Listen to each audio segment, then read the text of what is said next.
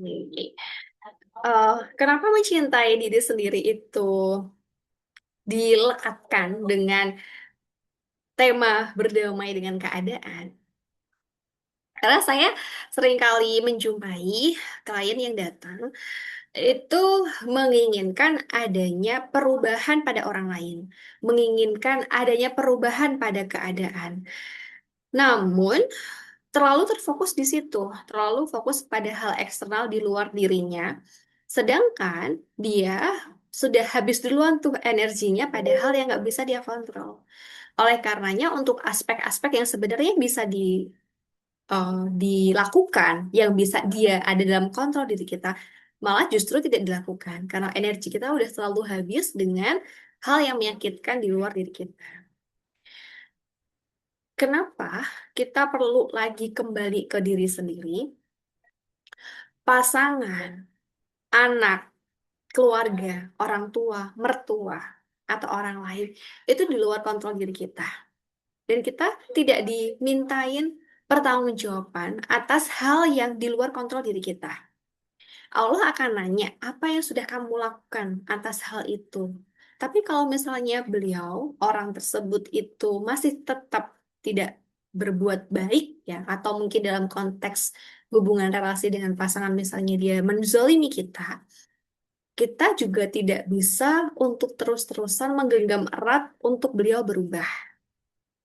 Namun, kabar baiknya, perubahan dalam relasi itu akan terjadi ketika dimulai dari individu yang dia merasa sadar bahwa ada hal yang gak baik-baik saja. Di Ar-Ra'd dijelaskan bahwa sesungguhnya Allah tidak akan mengubah keadaan suatu kaum kecuali kita mengubah keadaan diri kita sendiri. Keadaan ini konteksnya kan umum ya, terkait relasi kita dengan orang lain, terkait kondisi finansial, terkait parenting, pola pendidikan kita terhadap anak kita. Kita nggak mungkin bisa mengajari anak untuk bisa tentram misalnya, tapi kita ini masih tantrum. Jadi, untuk bisa membawa perubahan positif dalam relasi apapun, itu selalu dimulai dari diri kita. Mbak, kok ngenes banget ya? Aku di sini yang jadi korban, aku di sini yang di posisi yang tidak menyenangkan, tapi kenapa aku harus bertanggung jawab atas perubahan ini?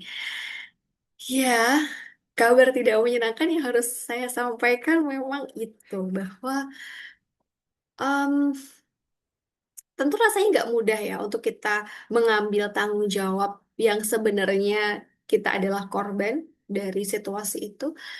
Tapi terus-terusan meromantisasi diri sebagai korban keadaan, korban pasangan, korban situasi yang tidak berpihak kepada diri kita, itu akan membuat kita sangat identik dengan putus asa. Dan itu yang Allah paling nggak suka kan, ketika kita mendapatkan sesuatu kondisi tapi kita nggak bergerak gitu.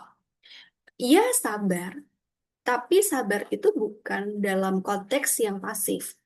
Sabar artinya ada ikhtiar, ada doa yang terus dipanjatkan, dan ada proses berserah di mana kita meletakkan hal yang nggak bisa kita kontrol untuk Allah urus gitu. Jadi itu bukan tanggung jawab kita. Oke, yang masih suka punya kebiasaan menggenggam erat untuk mengubah orang lain, nah, atau misalnya menginginkan perubahan baik pada orang lain,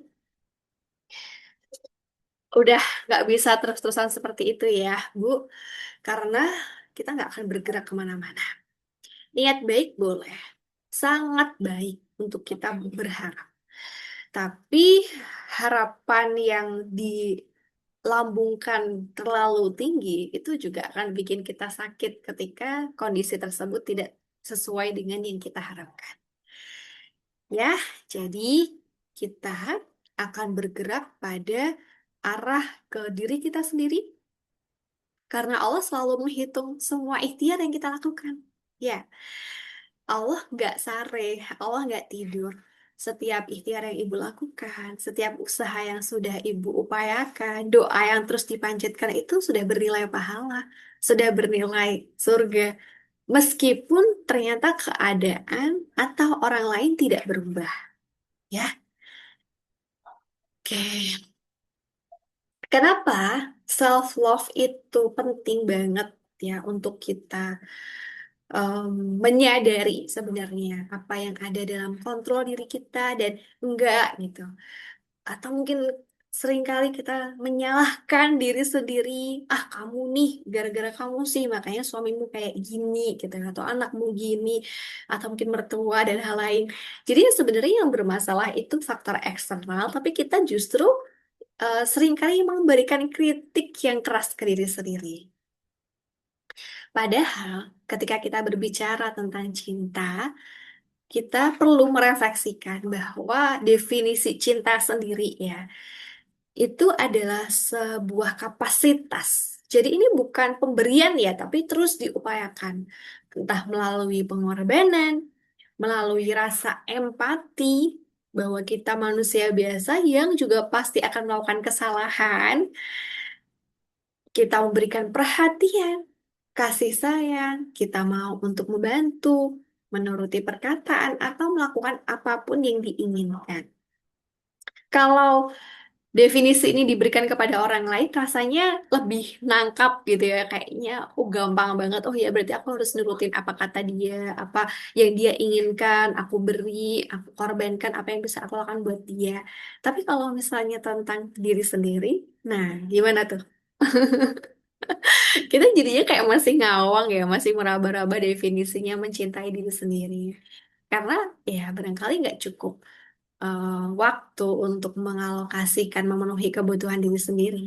Yang selalu dipikirkan oleh perempuan yang sudah menikah, orientasinya seringkali tentang orang lain ya, entah anak, pasangan, keluarga besar, tapi seringkali lupa bahwa untuk menuangkan kasih sayang kita juga perlu isi yang juga penuh gitu. Dan cinta ini bukan tentang layak atau tidak layak dicintai. Misalnya, kayak anak deh, seorang anak ya yang lahir itu kan nggak berdaya ya, nggak punya daya untuk bahkan membela dirinya sendiri, untuk memenuhi kebutuhan sendiri-sendiri. Anak sangat lemah gitu ya, bayi yang baru lahir. Tapi kenapa bahkan sebelum dia lahir, ibu sudah mencintai dia? Kenapa coba? Kalau ibu seringkali berpikir, cinta itu tentang layak atau tidak layak. Kenapa ada bayi yang tidak punya feedback apapun ke kita, tapi kita mencintai dia dengan tulus? Karena itu yang disebut dengan cinta, ya. Bukan tentang perasaan layak atau tidak layak dicintai. Termasuk ketika kita mulai belajar untuk memberikan welas asih kepada diri sendiri. Ini juga bukan tentang aku eh, cantik secara fisik, aku pintar atau aku apapun yang eh, kita merasa kita layak untuk mencintai diri kita. Tapi kalau misalnya kita melakukan kesalahan, kita em, mungkin tidak sesuai dengan yang kita harapkan hasilnya, waduh, kritik aja udah tajam banget ya. Padahal kita udah melakukan yang terbaik yang bisa kita upayakan gitu. Jadi cinta itu bukan tentang layak atau tidak layak dicintai. Dirimu berhak untuk dicintai oleh dirimu sendiri. Dan untuk bisa mencintai orang lain, kita harus tahu bagaimana cara kita mencintai diri sendiri. Ya, apalagi terkait pengasuhan ya. Anak itu pokoknya ya niru banget lah dari apa yang dibiasakan dalam keluarga karena mereka ruang pertama belajar tentang welas asih kan dalam keluarga ya.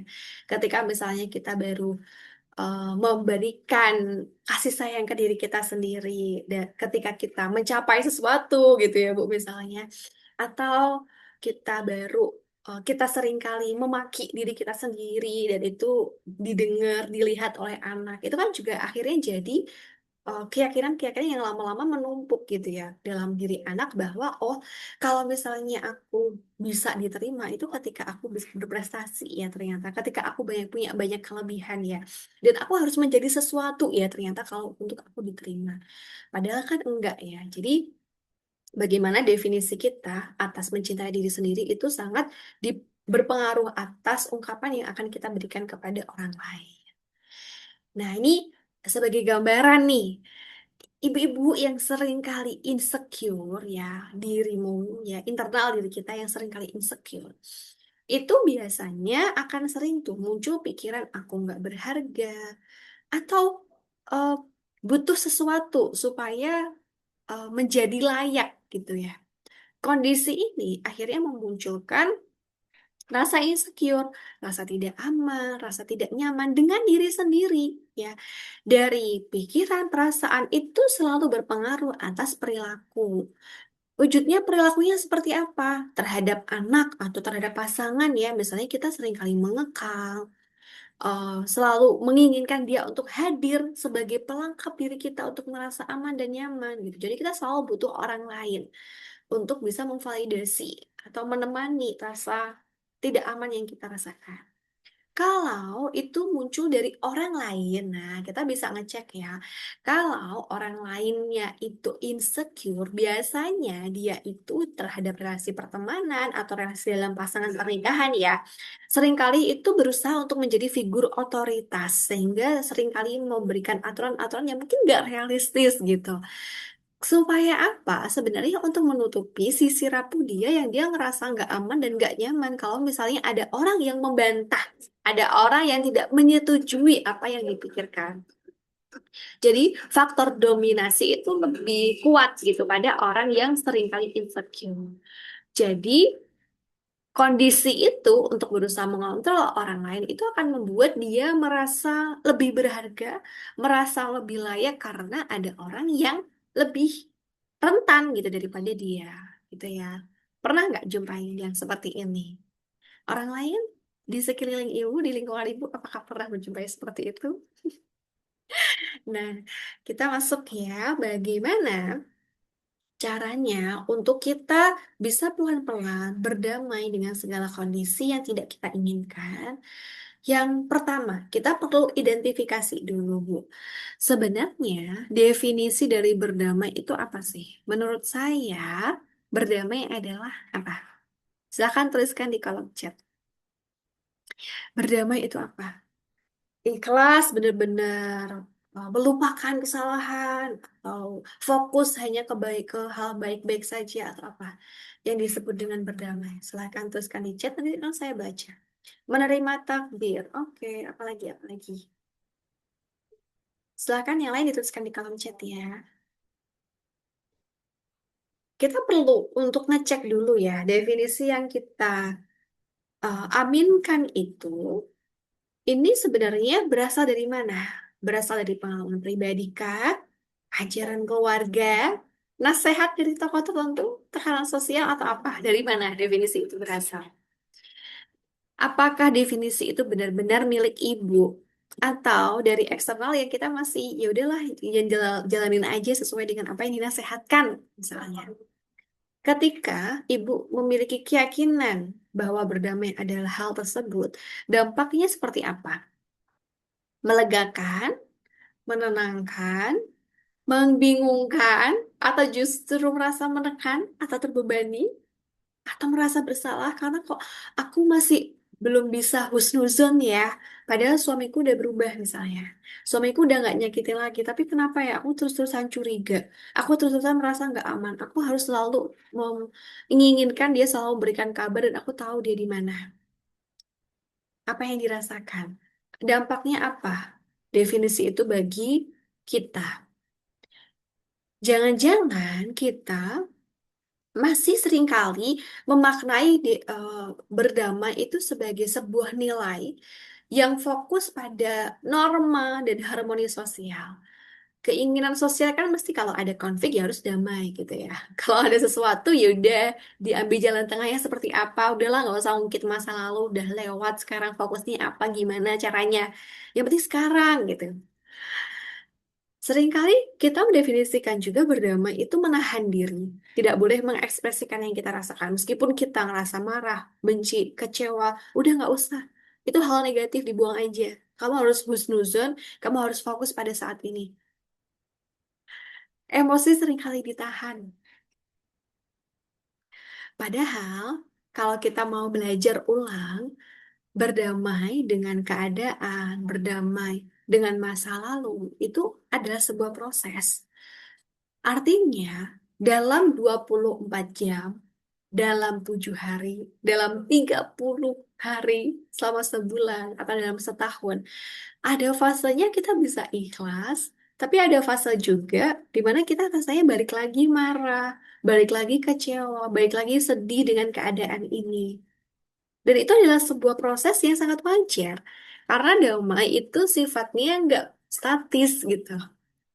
Selalu berdinamika. Naik turun banget emosi yang kita rasakan. Dan fokusnya adalah pada regulasi emosi. Karena kita nggak bisa menghapus memori itu kan ya. Hal-hal yang tidak menyenangkan, kondisi yang tidak berpihak pada diri kita. Kadangkala itu tentang orang lain yang kita nggak bisa mengontrol hal tersebut, yang itu sudah terjadi di masa lalu, misalnya kita nggak bisa memperbaiki masa lalu, sehingga fokusnya adalah pada internal diri kita untuk mengelola emosi. Karena ketika kita mau untuk mengeksplorasi apa yang kita rasakan, itu justru melegakan loh. Karena setiap emosi itu selalu datang membawa pesan, ya. Seperti tamu. Tamu kalau datang ke rumah kita pasti ada tujuannya. Kalau dia pengennya matcha gitu, dibuatin matcha, terus kita ngasihnya es teh, ya dia nggak bakal puas. Bakal datang lagi besok, maunya matcha gitu, bukan es teh. Jadi, sama seperti emosi, ketika rasa marah, kecewa, sedih, merasa tersakiti, atau emosi tidak nyaman lainnya datang, sadari, akui, dan berikan kebutuhannya, penuhi kebutuhannya. Berdamai juga tidak berarti rekonsiliasi. Hubungan tidak selalu bisa utuh seperti dulu. Dan nggak apa-apa, kita ada kalanya perlu belajar untuk memberikan batasan dengan cara yang sehat untuk kebaikan diri kita sendiri. Karena kalau misalnya ada orang yang zolim kepada kita, terus kita mengizinkan itu, ya kita yaudahlah, sama seperti tamu deh, datang ke rumah kita. Dia datang untuk ngacak-ngacak rumah kita dan kita biarin. Ya udahlah nanti bisa aku rapiin lagi. Kalau setiap hari kayak gitu, kayaknya capek sendiri ya. Capek banget. Harus rapiin lagi, tapi besok diberantakin lagi. Ketika ibu nggak punya batasan yang sehat, yang akan terjadi kelelahan emosional jelas. Karena ada batas yang dilewatin, padahal itu sebenarnya ibu bisa menyampaikan dengan cara yang asertif. Ya, jadi berdamai tidak harus menjalin hubungan seperti dulu. Ya, karena trauma, kejadian tidak menyenangkan yang kita alami dan sangat membekas, kemudian muncul beberapa simptom atau gejala yang membuat kita mempengaruhi kehidupan kita saat ini, itu bukan hanya tentang pikiran, emosi, atau perilaku, tapi juga sudah mempengaruhi kinerja dari otak kita. Kenapa ya Mbak, aku baper banget, padahal udah 10 tahun yang lalu, udah 10 bulan yang lalu. Kejadian udah lama Mbak, tapi kenapa ya aku masih kayak gini? Karena trauma memang sedemikian signifikan. Ketika ada sesuatu hal yang men-trigger, memicu, atau orang yang menyakiti itu datang lagi, maka setidaknya 3 area otak ini dia akan menurun fungsinya. Yang pertama adalah prefrontal cortex. Prefrontal cortex ini ada di area depan kita yang berfungsi untuk kita berpikir secara rasional, mengambil keputusan, memetakan secara jangka panjang mana yang baik dan buruk. Ini bagian otak berpikir. Tapi kalau kita mengalami trauma, maka kemampuan berpikir kita akan menurun. Makanya kita seringkali nggak bisa realistis gitu ya ketika berhadapan lagi dengan orang yang menyakiti. Bawaannya itu udah kayak survival aja gitu. Entah kita lari, entah itu kita jadi agresif daripada dia, atau kita diem gitu kayak nggak bisa merespon karena udah nge-freeze duluan. Ini yang kedua, yaitu di sistem limbik kita, di bagian amigdala kita yang memproses emosi. Ini jadi sangat aktif. Ya, ketika amigdala aktif, maka fungsi dari prefrontal cortex akan turun. Jadi, prefrontal cortex dan amigdala ini nggak bisa seimbang ya. Dia pasti akan selalu bergantian seperti ini. Ketika kita marah meledak-ledak misalnya, kita akan nggak akan bisa untuk berpikir secara rasional. Misalnya, ada kesalahan yang dibuat oleh anak dan ternyata itu mirip-mirip dengan dulu kita waktu kecil dan melakukan kesalahan itu dan dibentak habis-habisan sama orang tua. Tentu saat ini ketika anak melakukan kesalahan yang sama, kita udah rasanya sangat reaktif ya. Kita bawaannya kayak ngereak terus gitu ya, meledak terus. Kita seolah tidak memiliki kontrol atas diri kita. Tapi setelah meledakkan emosi tadi, akhirnya kita nyesel. Nah, jadi setelah kita meluapkan emosi ya, amigdalanya udah intens, setelah diledakkan, kan itu akhirnya turun ya. Emosinya lebih turun, nggak seintens tadi. Akhirnya kalau udah emosinya turun, baru deh kita bisa berpikir rasional gitu. Baru nyesel gitu ya, baru aduh harusnya aku nggak seperti ini dan evaluasi lainnya karena memang amigdala dan prefrontal cortex nggak bisa bekerja secara bersamaan gitu. Tandanya apa sih Mbak? Kalau misalnya ini berkaitan dengan trauma, salah satunya kita itu sangat sulit untuk mengontrol. Mekanisme kita seringkali fight, flight, or freeze. Jadi kayak kita tidak bersikap sebagaimana usia kita saat ini, ya. Terus yang ketiga adalah area hipokampus. Area hipokampus ini bertanggung jawab dalam menyimpan memori. Semakin lekat emosinya ya, kita akan semakin ingat gitu. Jadi untuk ibu-ibu yang seringkali berpikir, aduh ya udahlah usaha untuk ngelupain aja, bisa nggak sih gitu. Jawabannya adalah tidak bisa. Karena ketika emosinya sangat intens, justru semakin kita berusaha untuk melupakan akan semakin lebih teringat. Oke? Dan sebenarnya yang menjadi problem kan bukan memorinya ya. Coba ibu ingat lagi. Pengalaman yang tidak menyenangkan yang ibu alami, apa emosi yang dirasakan sekarang? Marah, kecewa, sedih. Ketika itu ada beberapa memori, ada nggak satu memori yang itu nggak enak banget, tapi kita udah nggak ada rasanya. Tetap ada misalnya marah, kecewa, sedih, tapi udah nggak seintens yang dulu. Misalnya dari 0 sampai dengan 10, 0 netral dan 10 sangat intens, ya paling di angka 2 atau 3 gitu. Ada nggak yang mengalami seperti itu? Jadi yang sebenarnya bermasalah kan bukan di memorinya ya, karena kita masih ingat, ingatan kita sama. Tapi emosinya yang nggak intens itulah yang membuat kita akhirnya nggak bermasalah dengan memori tersebut gitu ya. Terus kemudian hipokampus itu juga punya fungsi yang kedua yaitu dia membedakan antara mana yang masa lalu ya, mana yang masa kini. Jadi ketika kita mengalami trauma, meskipun kejadian udah lama banget, tapi rasanya itu masih deg-degannya sama. Kayak baru kejadian tadi malam atau kemarin. Padahal udah lama banget, Mbak, gitu. Ya, memang itu adalah reaksi yang normal dari otak kita. Karena sebenarnya dia ingin berusaha untuk menyampaikan, kamu hati-hati ya, jangan ke situ lagi, nanti kamu bakal sakit. Jangan deket-deket ya, nanti kamu bakal merasa kecewa lagi, kamu bakal merasa cemas lagi, kamu bakal merasa tersakiti lagi. Ini adalah fungsi yang sangat apa ya, kita diberikan keajaiban gitu oleh Allah, settingan tubuh yang udah sesuai gitu. Maksudnya mekanisme-mekanisme yang bereaksi dalam otak kita itu udah difungsikan memang untuk melindungi diri kita. Tapi di sisi lain, yang jadi masalah ketika ini terus-terusan kita bawa gitu, sehingga mempengaruhi kita di masa saat ini.